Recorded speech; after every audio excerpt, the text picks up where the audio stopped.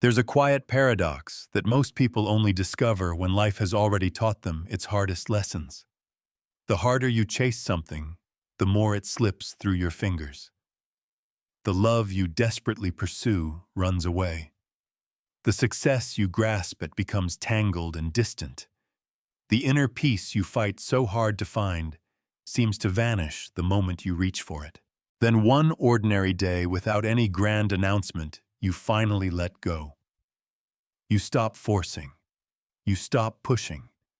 And in that quiet surrender, the very things you wanted so badly begin to find their way to you. This is not magic.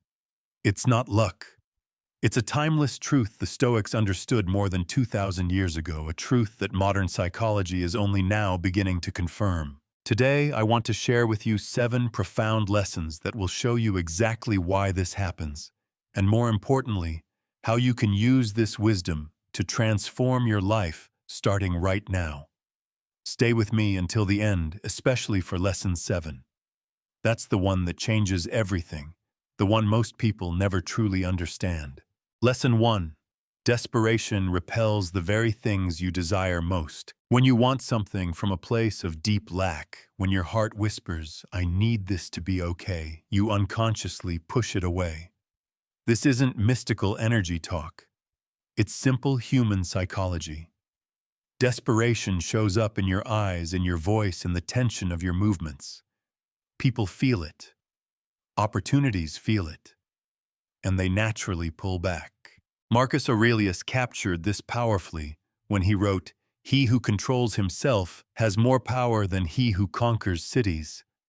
The person who desperately needs something outside himself has already lost control of his own inner world. And that's what others sense first. The moment you release that desperate need, you create space. Things begin to flow toward you naturally, not because you forced them, but because you finally stopped standing in their way. Lesson 2. What you pursue with heavy attachment becomes your prison. Few people are brave enough to admit this. When you chase something with intense attachment, you are no longer free. You become a slave to the outcome. Your peace depends on whether it arrives. Your happiness rises and falls with every small development. You live in a quiet state of anxiety because the final result was never fully in your hands. Epictetus saw this clearly. He taught, "Do not seek to have that which is not in your power." The end result is rarely completely within your control. But your effort, your attitude, and the way you show up every day, those are yours. When you release your tight grip on the result and focus only on what you can truly control, you reclaim your freedom. And here's the beautiful paradox. It is this very freedom that gently draws toward you what you once chased so desperately. Lesson 3. Anxiety clouds your judgment and leads to poorer decisions. When you are desperate for something, your ability to think clearly collapses. The brain, trapped in anxiety mode, shifts into survival mode and sacrifices strategic thinking for immediate relief. You make rushed choices. You say things you later regret. You act in ways that your calmer self would never consider. Seneca described this with piercing accuracy. We suffer more in imagination than in reality. A desperate mind conjures catastrophic scenarios that almost never come true. These imagined disasters drive you to act from fear rather than wisdom. Every action becomes tainted by panic. But the moment you stop chasing with anxiety and allow yourself to breathe, clarity returns. You begin to make better decisions, and better decisions, more often than not, are what finally bring you the very outcomes you once desperately sought. Lesson 4. The universe responds more generously to silent preparation than to noisy pursuit. There is a vast difference between preparing quietly in the background and chasing something with loud desperation. Silent preparation means working on yourself, sharpening your skills, strengthening your character, building your inner foundation without needing the world to notice or applaud you right away. Noisy pursuit, on the other hand, is constant urgency, visible desperation, and an endless craving for quick results. Marcus Aurelius ruled an empire without constantly proclaiming his power. His authority was felt because it was real, not announced. He wrote, "Don't explain your philosophy. Embody it." True preparation embodies what you wish to become. Loud chasing only announces it without the substance to back it up. When you stop trying to prove how hard you're searching and instead dedicate yourself to quiet, consistent growth, you build something far more solid and lasting than any desperate chase could ever create. Lesson 5. Accepting the present does not mean abandoning the future. Many people misunderstand the act of letting go. They think releasing desperation means giving up on their dreams. But that is not the same thing. You can hold clear goals, work toward them with steady discipline, and at the same time fully accept where you are right now without fighting against reality.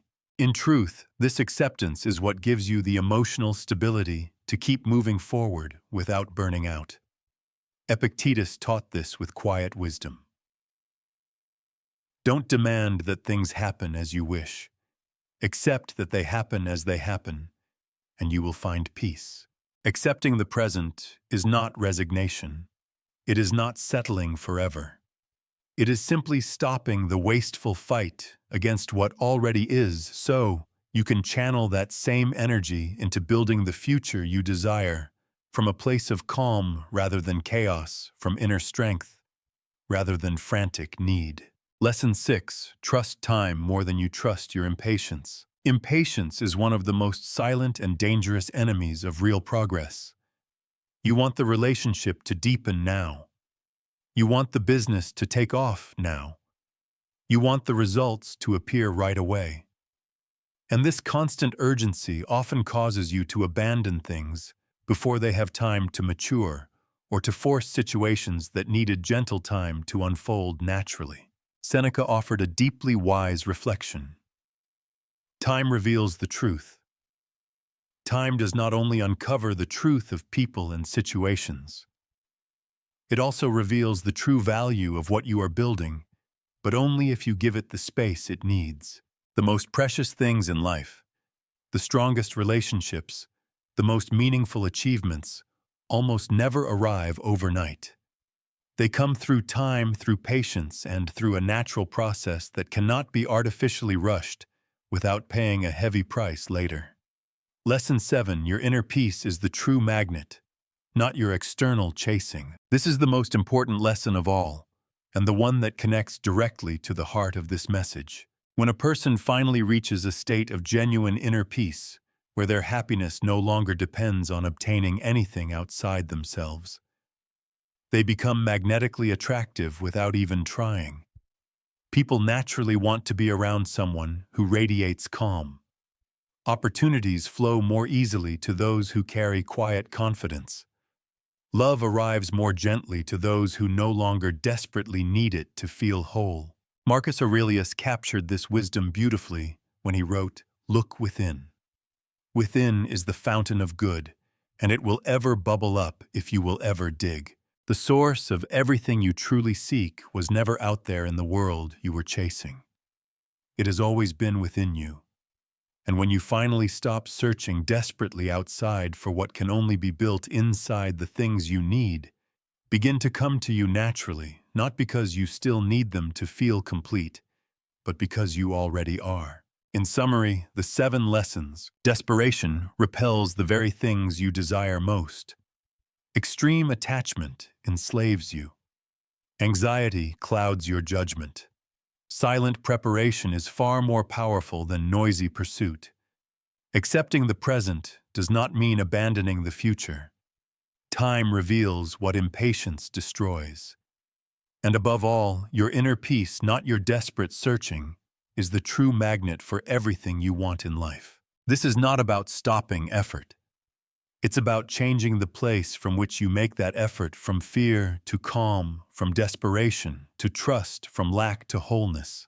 When you stop chasing from a place of emptiness and begin building from a place of inner fullness, everything changes. Not because the universe suddenly conspires in your favor through magic, but because you finally stop standing in your own way. If you've stayed with me until the end, thank you sincerely. It means this message found you at the right moment. If something here touched you, give this a like. It helps reach others who may need to hear it right now. Share it with someone who is currently chasing something desperately. And if you want more content about mindset, stoicism, and personal growth every week, subscribe and turn on the notification bell. See you in the next one.